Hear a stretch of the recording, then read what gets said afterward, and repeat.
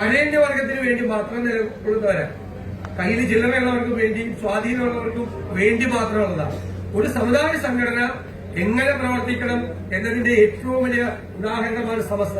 അതിലെ മുഴുവൻ പാവപ്പെട്ടവന്റെയും സാധാരണക്കാരന്റെയും കൂടി പ്രസ്ഥാനമാണ് എന്നുള്ള ബോധ്യം അവർ നിലനിർത്താൻ കഴിഞ്ഞതുകൊണ്ടാണ് സമസ്തയുടെ പ്രസക്തി. ഞാൻ ദീർഘിപ്പിക്കുന്നില്ല.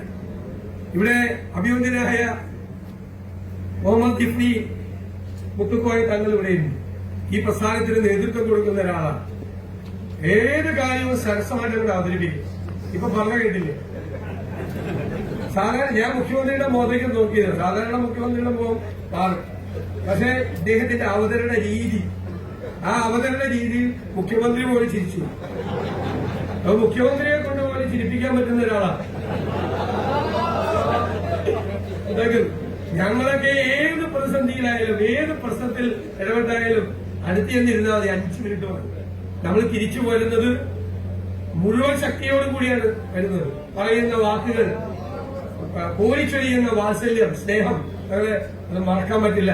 ഞങ്ങളുടെ എല്ലാവരുടെയും ഹൃദയത്തിലുണ്ട്. അങ്ങയുടെ അടുത്ത് ആര് വന്നാലും ഇത് തന്നെയാണ് അനുഭവം എന്ന് ഞങ്ങൾ പരസ്പരം പങ്കുവയ്ക്കാറുണ്ട്. അന്ന് കാണിക്കുന്ന ഈ സ്നേഹവും വാത്സല്യവും തീർച്ചയായും അത് സമസ്തയുടെ പ്രഭാവം കൂടുതൽ വർദ്ധിപ്പിക്കാൻ ഇടവരുത്തും എന്ന കാര്യത്തിൽ സംശയമില്ല. ഈ ശതാബ്ദി ആഘോഷങ്ങളിലേക്ക് കടക്കുകയാണ്. ഫെബ്രുവരിയിൽ കടക്കുകയാണ്. ഞാൻ മുൻകൂട്ടി പ്രത്യേകമായ ആശംസകൾ നേരുകയാണ്. തീർച്ചയായും ഞങ്ങൾക്കെല്ലാം അഭിമാനത്തോടുകൂടി പറയാൻ കഴിയുന്ന പ്രസ്ഥാനമാണ് സമസ്ത എന്ന് പ്രത്യേകം പറഞ്ഞുകൊണ്ട് ഈ കോഫി ടേബിൾ ബുക്ക് തയ്യാറാക്കാൻ മുൻകൈയെടുക്കാൻ ന്യൂ ഇന്ത്യൻ എക്സ്പ്രസിനെ കൂടി പ്രത്യേകമായി അഭിനന്ദിച്ചുകൊണ്ട് ഞാൻ എന്റെ വാക്കുകൾ ചുരുക്കുന്നു. നന്ദി.